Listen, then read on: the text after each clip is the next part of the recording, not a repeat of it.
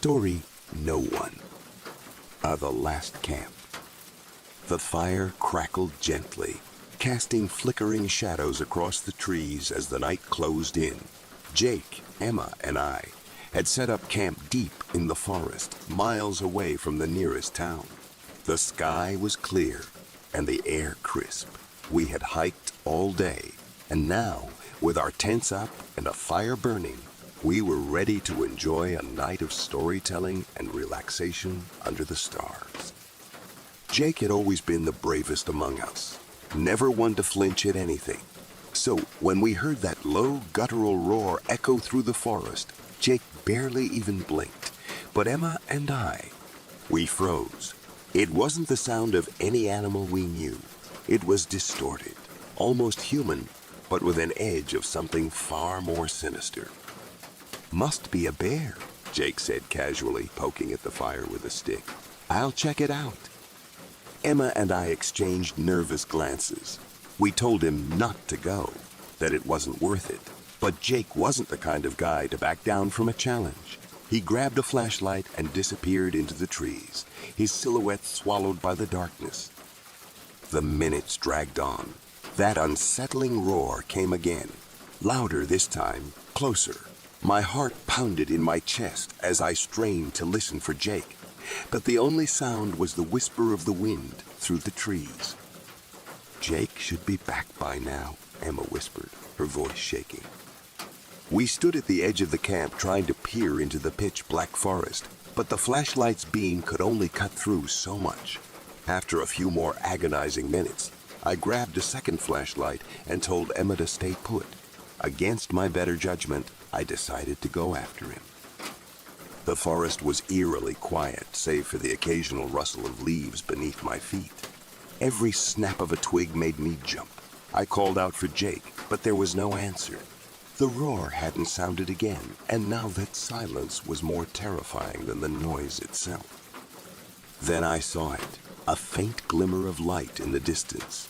I moved closer and found Jake's flashlight lying on the ground, still on, its beam pointed upward toward the trees. My stomach churned with unease. There was no sign of Jake, just the flashlight and the dense forest pressing in from all sides. And then I heard it.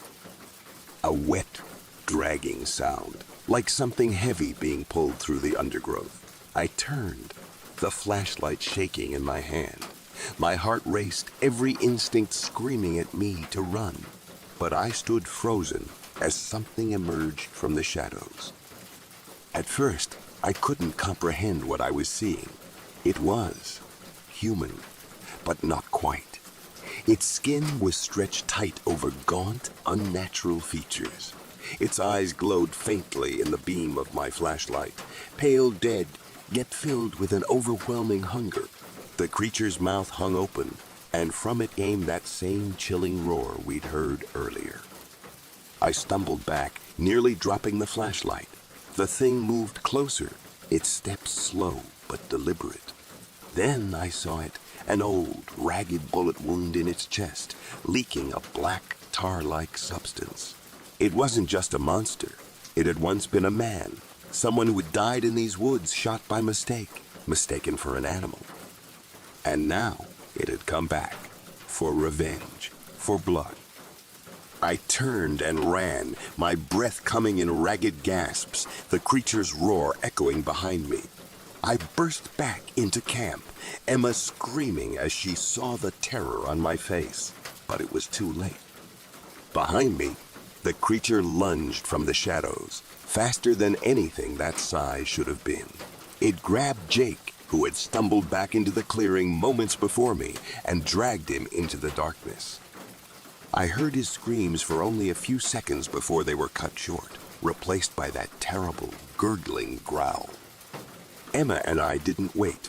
We grabbed what we could and fled into the night, leaving the camp, the fire, everything behind. We didn't stop running until we reached the edge of the forest, the town's lights faint but welcoming in the distance. No one believed us when we told them what happened. They said Jake must have gotten lost, that a bear probably got him. But Emma and I knew the truth. We knew what we had seen. Some things that die in the woods don't stay dead. And that night, we learned the hard way. Some roars should never be answered. Story No. 2. Title: Into the Depths. The sun had dipped beneath the horizon, casting an eerie glow through the thick forest canopy as the Anderson family set up camp. Jake and Emily Anderson had taken their 2 teenage children, Maya and Ben, on a weekend camping trip, hoping for a few days away from the noise of city life. The dense forest of Blackthorn Woods seemed the perfect retreat, untouched by time, the air heavy with the scent of pine and damp earth. They were deep in the heart of the forest, farther than they had ever ventured before, drawn by the allure of the wilderness. The trees loomed over them like ancient sentinels, their gnarled branches twisting and curling in unnatural ways. But it wasn't until the first night fell that the strange noises started. Soft whispers that seemed to drift through the trees, barely audible but distinctly human. Probably just the wind, Jake had said dismissively as they gathered around the campfire, the flames crackling and sending sparks into the air. But there was something about the forest, something watching, waiting. As they sat by the fire, sharing ghost stories and laughing at the absurdity of their own fears, a distant cry echoed through the woods. It was faint, almost indistinct, but it silenced them instantly. The sound was unlike any animal they had heard before, a high-pitched wail that seemed to reverberate through the trees. Maya glanced nervously at her brother, but Ben shook his head. "It's just someone else camping nearby," he said, though even he didn't sound convinced. That night, as they settled into their tents, the whispering returned. But this time it was closer, almost as if it was circling them, moving through the trees just out of sight. Emily lay awake, listening, her heart pounding. She could swear she heard footsteps, light, deliberate steps crunching on the forest floor. Every time she closed her eyes, it felt like something was creeping closer. By dawn, the family was exhausted, but they brushed off the night's unease as paranoia. They decided to take a hike deeper into the woods, hoping to explore a nearby stream Jake had found on an old map. But as they walked, something strange happened. The path seemed to shift beneath their feet. Trees that looked familiar suddenly appeared foreign. Landmarks they had passed moments ago vanished without a trace. Hours passed, and the forest seemed to stretch on forever, endless and unchanging. The whispering had returned, no longer faint but now surrounding them, like a chorus of voices just out of reach. "We should hit the stream by now," Jake muttered, his brow furrowed as he examined the map again. "This doesn't make any sense." Emily tightened her grip on Maya's hand as they trudged forward, their steps growing more frantic. The trees now felt like walls, closing in on them. Every direction they turned felt wrong, leading them deeper into the unknown. And then the trail disappeared completely. It wasn't just overgrown or obscured by leaves. It was gone, as if it had never existed. Panic set in as the family frantically tried to retrace their steps, but the forest twisted and turned, its labyrinthine paths leading them in circles. The sun began to set again, casting long, sinister shadows across the forest floor. The whispering grew louder, more insistent, and now they could hear distinct words among the rustling leaves. Maya stopped suddenly, her face pale. "Do you hear that?" she whispered. They all fell silent, straining to listen. Among the voices, one stood out, clear and sharp. It was a child's voice, soft and sweet, calling from somewhere in the depths of the forest. "Help me, please, help me." Jake's face went white. "It's a trick," he said, his voice trembling. "We need to keep moving." But Maya wouldn't budge. What if it's real? What if someone's hurt? Against her father's protests, Maya took a step toward the voice, her feet sinking into the damp earth. As she moved deeper into the trees, the voice grew louder, more desperate. The family followed her, unwilling to let her go alone. But the deeper they went, the darker the forest became. The trees now loomed like twisted, grotesque figures, their branches resembling skeletal arms. Suddenly, Maya stopped in her tracks, her eyes wide with terror. Just ahead, in a small clearing, stood a figure. It was a girl, no older than 10, her clothes tattered and covered in dirt, her hair a tangled mess. She looked up at them with hollow, sunken eyes and a twisted smile that sent a chill down their spines. "Thank you for finding me," the girl whispered. But as she spoke, her face began to change, her features distorting, twisting into something grotesque and inhuman. Her eyes grew darker, her mouth stretched unnaturally wide, revealing sharp, jagged teeth. "Run!" Jake shouted, grabbing Maya's arm and pulling her back. But as they turned to flee, the forest seemed to shift around them. Trees moved, closing off their path. The whispering grew to a deafening roar, and now they could see them, figures moving in the shadows, their twisted forms darting between the trees. They were not human, not anymore. Their bodies were warped, elongated, their eyes glowing with an unnatural light as they watched the Anderson family from the darkness. The air grew thick with the scent of decay, and the ground beneath their feet felt soft, almost as if it were alive and moving. Every step felt harder, like something was pulling them down. Jake pushed forward, trying to lead them out, but no matter which direction they ran, the forest seemed to fold in on itself, guiding them back to the same place. The clearing where the girl stood, her twisted smile now a permanent fixture on her face. "We're trapped," Ben whispered, his voice barely audible over the pounding of his heart. Emily clutched Maya tightly to her side, her eyes darting around, searching for any way out. But there was nothing, only the oppressive trees and the shifting shadows. "We have to stay calm," Jake said, though his voice shook with fear. "We'll find a way out." But deep down, they all knew there was no escaping the forest now. It had them, and it wasn't going to let them go. The girl stepped closer, her movements slow and deliberate, her eyes fixed on Maya. Her voice came out in a low, unnatural croak. "You can stay with me forever." "No!" Emily screamed, stepping between the girl and her daughter. "Stay away from her!" But the girl only laughed, a sound that echoed through the trees, bouncing off the twisted trunks like a sinister melody. The figures in the shadows began to move closer, their faces hidden but their presence unmistakable. The air grew colder, and the whispering became clearer, more like chanting now, a relentless call that seemed to seep into their bones. Ben suddenly screamed and pointed towards the ground. Emerging from the earth, gnarled, claw-like hands reached up, grasping at their ankles, trying to pull them into the soil. The family struggled to break free, but for every hand they kicked away, 2 more appeared, gripping tighter, dragging them down. Jake fought desperately, swinging his flashlight at the hands, but it was useless. The light seemed to flicker and die as the darkness around them grew thicker, more oppressive.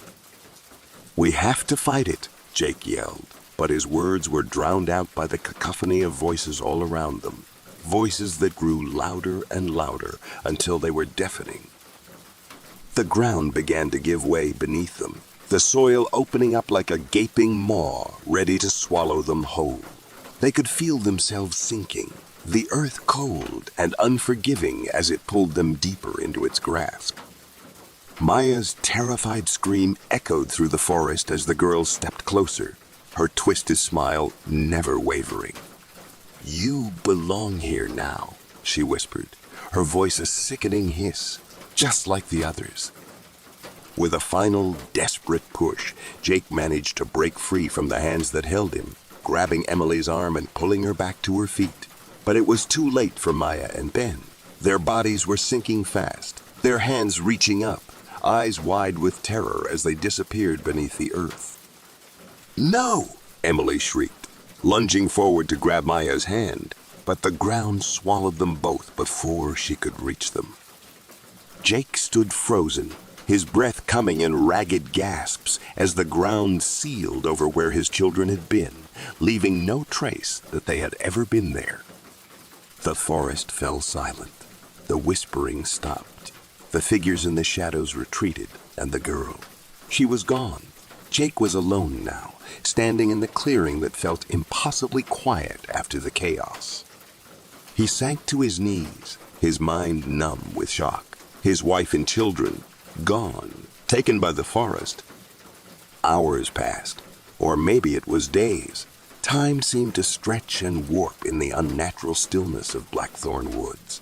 Jake wandered aimlessly through the trees, calling out for his family, but there was no answer. The forest had taken them, and it had no intention of giving them back. Eventually, he found his way back to the campsite, though it was nothing like how they had left it. The tents were torn to shreds, their belongings scattered across the ground. The campfire, once warm and inviting, was now a cold pile of ashes. Jake sank to the ground, staring blankly at the remnants of their once peaceful trip. He was alone now, trapped in a forest that had twisted itself into something unrecognizable, something evil. The whispering had returned, faint at first, but growing louder with each passing moment. And then he saw them. Out of the corner of his eye, he spotted figures standing just beyond the tree line, watching him. His heart leaped with hope as he saw Emily's familiar shape, Maya and Ben standing beside her. But something was wrong. Their faces were blank, their eyes hollow and dark. They weren't his family anymore. They were something else, something that belonged to the forest now. The last thing Jake heard before the forest swallowed him whole was the sound of his wife's voice, soft and distant, whispering his name. But it wasn't a call for help. It was a call to join them, forever. To this day, no one who ventures into Blackthorn Woods returns. The locals tell stories of a family that disappeared there long ago, their ghosts haunting the forest, leading others deeper and deeper until they're lost too. Some say, if you listen closely, you can still hear the whispering, the voices of those who have been claimed by the woods, forever calling out to the next victim who dares to enter. Story No. 3. What? The Curse of the Black Oak. It had been years since the Dawson family had taken a trip together. Work, school, and life had gotten in the way, but this summer, they decided to escape to the wilderness for a week of camping and family bonding. The father, Mark, had found a remote location deep in the woods, far from the distractions of modern life. It was perfect, or so they thought. The first evening, after setting up camp under the enormous branches of an old oak tree, they gathered around a crackling fire, roasting marshmallows and sharing stories. The kids, Emma and Jacob, teased each other, while their mother, Sarah, looked on with a smile. The tree's twisted roots, massive and ancient, seemed to snake through the earth, giving the campsite an almost enchanted feel. But something about that tree felt off. Its bark was blackened and cracked, as though it had been scorched by fire long ago. Yet no other trees in the area bore the same marks. Birds seemed to avoid its branches, and the wind, which whispered through the forest, never seemed to stir its leaves. Later that night, as they lay in their tents, strange sounds echoed through the woods, an unnatural groaning like wood bending under immense pressure, followed by soft whispers carried by the wind. Mark dismissed it as the sound of the forest settling, but Sarah couldn't shake the uneasy feeling that something was watching them. As the moon climbed higher into the sky, the shadows around the camp grew longer and darker. Emma, unable to sleep, slipped out of the tent to grab her phone from the car. As she walked past the oak tree, she froze. Her eyes caught a glimpse of something, or someone, standing by the tree's gnarled roots. "Mom," Emma whispered, but no one answered. The figure seemed to blend with the tree, its shape twisted and malformed, like a person fused with the bark. Fear gripped her, and she bolted back to the tent, not daring to look back. The next morning, Emma tried to explain what she had seen, but her parents brushed it off. "You're just spooking yourself," Mark said with a chuckle. But Emma could tell her mother was more worried than she let on. On the second night, the air turned colder. The fire struggled to stay lit, as if the very air around them was suffocating the flames. Jacob complained of hearing voices, distant and low, like whispers just out of earshot. The family tried to sleep, but the unease lingered. Around midnight, the temperature plummeted, and an eerie mist began to creep through the forest, curling around the base of the black oak. That's when they saw it. A figure standing beneath the tree, its body emaciated, with hollow eyes that seemed to glow in the dark. The figure's mouth opened, but no sound came out. Instead, the ground beneath the tree began to shake. Panicked, Mark grabbed a flashlight and pointed it at the figure, but the beam of light seemed to pass through it as though it wasn't really there. The figure pointed at them, its skeletal fingers shaking, and then vanished into the night. They packed up immediately, abandoning the camp in terror. But as they fled, the mist seemed to follow them, clinging to their clothes, clouding their vision. The whispers grew louder, now angry and vengeful. By dawn, the Dawsons reached a small village on the edge of the forest. Exhausted and frightened, they sought refuge at a local inn. The innkeeper, an old man with deep-set eyes, looked troubled when they described the events of the past 2 nights. "You camped by the black oak?" he asked, his voice trembling. "That tree has been cursed for generations. No one from the village dares to go near it." He explained that long ago, a family from the village had been accused of witchcraft. Fearing for their lives, they fled into the woods seeking refuge beneath that very tree. But the villagers found them and, in a fit of paranoia and rage, burned them alive at its roots. The tree had absorbed their agony, their hate, and their curse. Since then, anyone who dared to sleep under its branches would be haunted by the spirits trapped within it. The innkeeper's warning came too late. The Dawson family was already marked by the curse. Over the next few days, strange things began to happen. Shadows moved where there should be none, and the air grew colder wherever the family went. At night, they heard scratching at their doors and windows, as if something was trying to get inside. And then, the dreams began. Horrible nightmares of being trapped within the black oak, their bodies slowly merging with the bark as they screamed for help. One evening, Jacob disappeared. The family searched the village and the surrounding woods, but he was nowhere to be found. When they returned to their room, they found him standing motionless by the window, staring out into the darkness. "They want us," he whispered. "They won't stop until we're all part of the tree." Desperate, the Dawsons decided to leave the village and return home, hoping to escape whatever malevolent force had followed them. But on their final night, as they packed their belongings, the mist returned, seeping under the door and through the cracks in the walls. The figure from the forest appeared once more, this time inside their room. It pointed at them, its face twisted in eternal torment.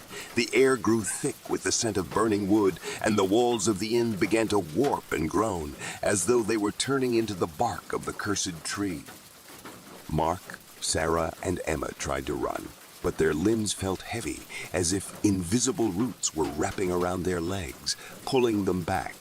The last thing they saw before the darkness overtook them was the face of the figure, smiling as their bodies were dragged down into the earth, their screams muffled by the cursed roots of the black oak. To this day, the villagers avoid that part of the forest.